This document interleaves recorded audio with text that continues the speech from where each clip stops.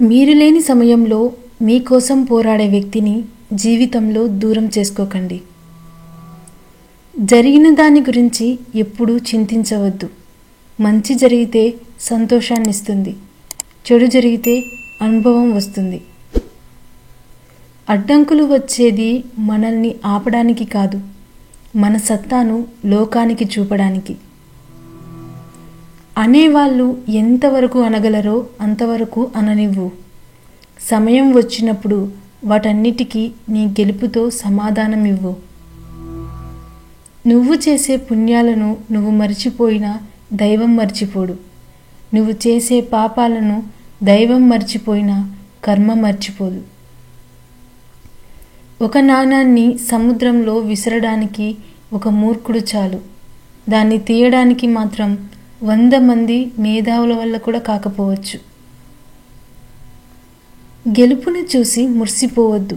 అది ప్రారంభం మాత్రమే, గమ్యం కాదు. ఒక చెడు అలవాటుకి బానిసైనా పర్లేదు, కానీ ఒక స్త్రీకి బానిస కాకూడదు. ఎందుకంటే వాళ్ళు లేని రోజులు ఉండాల్సి వస్తే భరించలేం. ఎదురు చూసే ఓపిక గనుక నీకుంటే దూరమైన ప్రతీదీ ఏదో ఒకరోజు ఖచ్చితంగా ఏదో ఒక రూపంలో దగ్గరవుతుంది.